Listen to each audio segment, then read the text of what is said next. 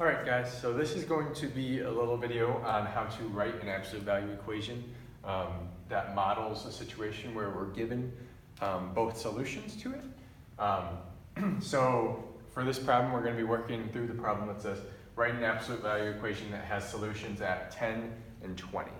Okay, and there's a specific formula that helps us write this. It's pretty straightforward, so hopefully you guys can pick up on this pretty easily.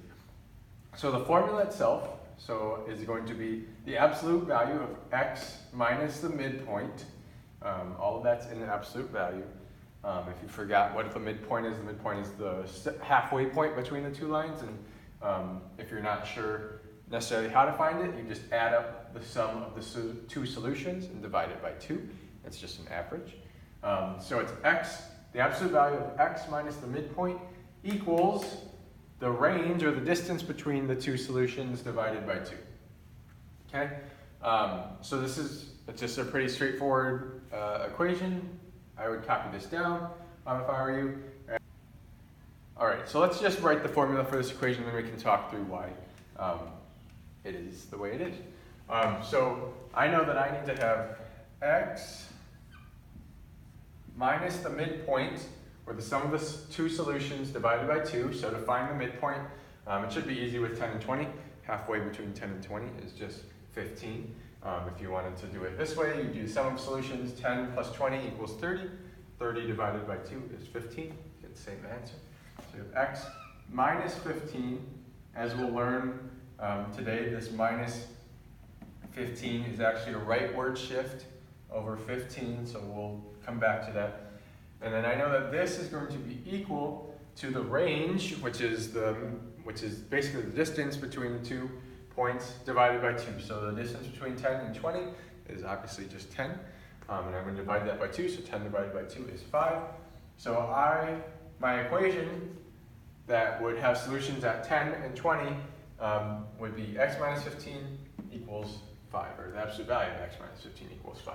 We can check this by doing our splitting. So we'd say that x minus 15 equals positive 5, or x minus 15 equals negative 5.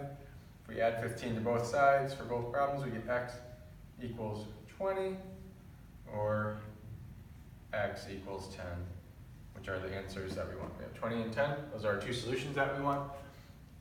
This is the formula that you're going to use. Maybe another way to think about it, so we'll learn that if we are subtracting a number from inside the absolute values from x, that is equivalent to a rightward shift of the vertex over 15 units. So if we do that, and on our number line over here, I've marked out 10 and 20. If we've shifted x over to the right 15 units, that means our center is going to be right here. Our vertex is going to be at 15. And then I know that 5 is the total distance in the positive and negative direction of this absolute value. So if I look at that, I'm going to go over 5 from 15 in the positive direction, and I'm going to reach at 20. And if I go over 5 in the negative direction from 15, that's going to give me 10. So really what's happening here is my midpoint is just the midpoint on the number line between the two things.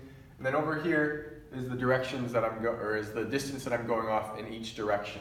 Okay, so this is our formula. This is maybe a numerical, if you prefer a number line kind of approach to it. And this is our answer and proof. Okay, so this is just a really quick video on how to write absolute value equations that have particular solutions. You can do this in anything. If I gave you 0 and 1,000, it would be the same thing. I'd find the midpoint, 500.